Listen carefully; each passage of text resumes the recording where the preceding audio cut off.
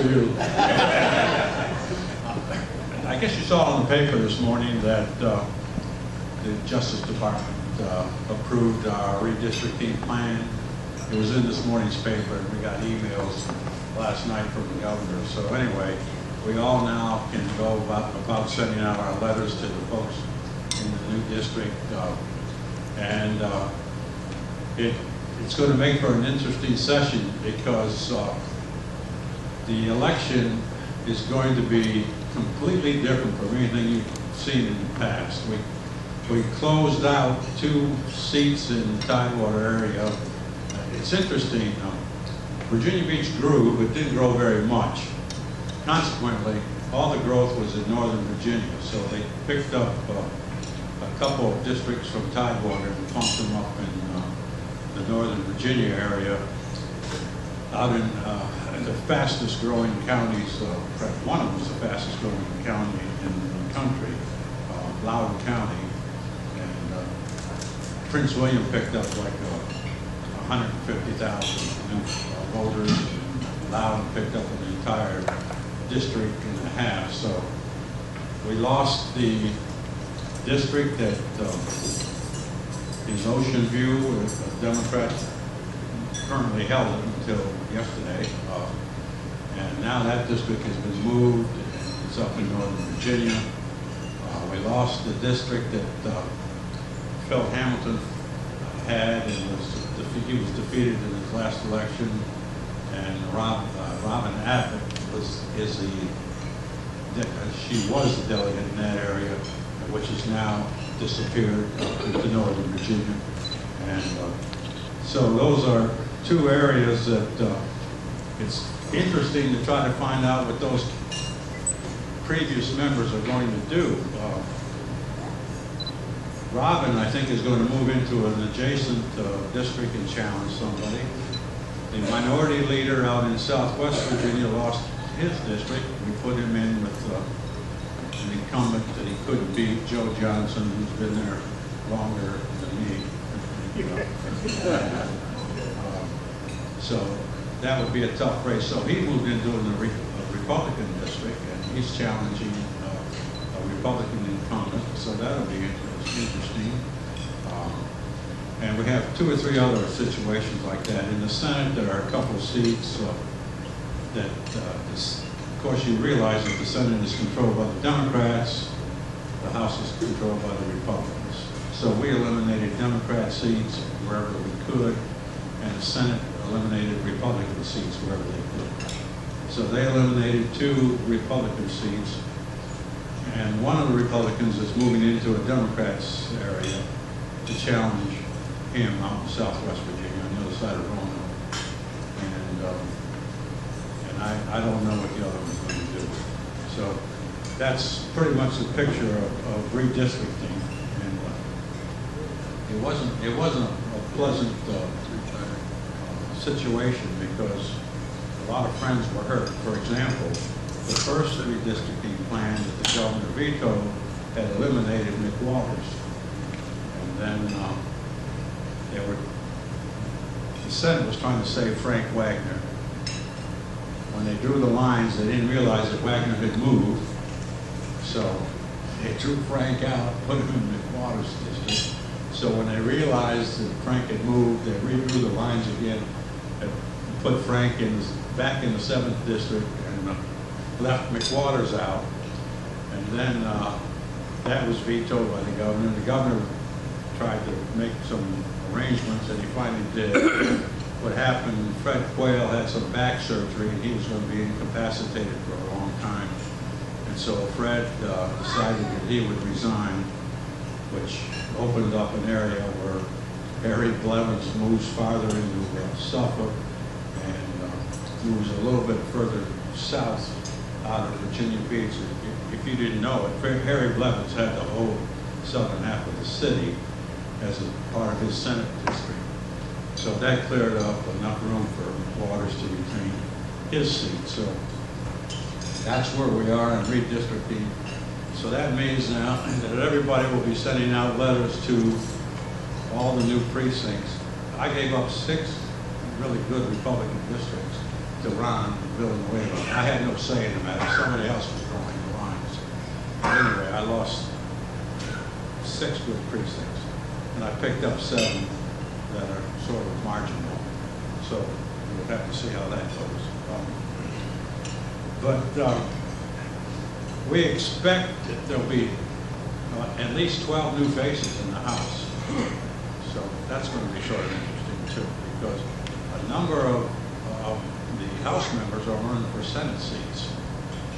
So then that opens up seats there. So it's really going to be sort of a new body completely, actually, with the exception of those that are not challenged and can ride in free. As I said, the Department of Justice has now said go ahead, and so that's what we'll run in. So you'll probably be getting letters from either your current delegate or your new delegate or senator saying welcome to whatever district that is. We'll send some out saying welcome to the 85th district. To people in Arizona Village and Pembroke and everything on the other side of the highway, 264 and Virginia Beach Boulevard. We never even got close to this area here. We were mostly down in Pembroke. So now we go all the way up to New Pembroke, and we go all the way up to Rosemont Road. So it's a lot of new territory, and it's going to be a lot of knocking on doors, which should keep the weight down, if nothing else. So anyway, I want to talk a little bit about education and let you know how we do things. People always ask about the money. They always want to know about the lottery and other things. But anyway, let me tell you some of the good things about education first, then we'll move on. We got a few accolades this year, and I think you probably ought to know them. Our students are now the highest achieving in the nation on the advanced placement test, on the SAT and the ACT college entrance exams. In 2009, 22.9% of the Commonwealth's high school seniors in Virginia earned a 3 or better, qualifying for college credit on at least one advanced placement exam. Only 2 other states, New York and Maryland, surpassed us on that particular test. This is the first year, this is sort of interesting, that George Allen, about, I don't know how many years ago, let's say 12 years ago, we introduced the standards of learning. And he was responsible for putting that into play. And this is the first graduating class that is graduating with the entire 12 years under the standards of learning. So that is probably, and the standards of learning, by the way, were copied by a number of states under other names. So what George did way back then was something that was ahead of the curve, and it was something that other states copied because it was good. You had to pass the test to move on, and that was over and above whatever your schoolwork requirements were. So the standards of learning were a big plus for Virginia. And they're usually referred to as the SOLs. And the SOLs and the SOQs usually get confused. The standards of quality is what we base our financing on, and it's sort of a complicated system. And it's based on we have 136 school districts, and it's based on the production, the population, and let me sort of try to break it down for you a little more simply. It's based on the true value of these 136 school districts. It's based on the adjusted gross income within that district. It's based on the retail sales tax. It's based on the average daily matriculation of the area, and it's based on the total population. And what we have is a formula that's very, very complicated.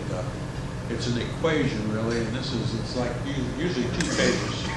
And this is just Virginia Beach's equation to find out how much money we get.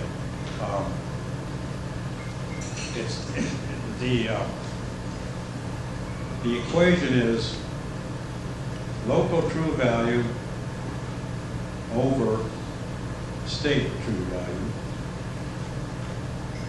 local adjusted gross income over state adjusted gross income, and local taxable retail sales over national, state sales. And that's part of the equation. And then it's factored all the way down, and then it's put on a scale. And that scale usually ranges from 0.80, in other words, 80%, to down to about 0.17. And the higher your number is, the less you get from the state. In other words, areas like Fairfax County, very affluent areas, the city of Williamsburg, Fairfax County, the city of Charlottesville are up around 0.80, which means that they get 20% of their funds from the state. And those who are in the 20th percentile get 80% of their dollars from the state. So it's, and that's the truest value and that formula has been in existence for years, and it's proven pretty good.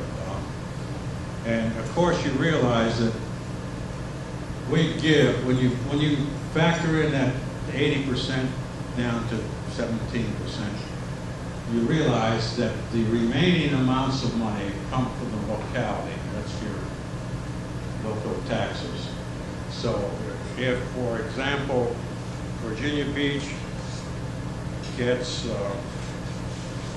about 46% from the state, then the locality puts up the other 54. So, and I can give you the figures for Virginia Beach, which makes it sort of interesting.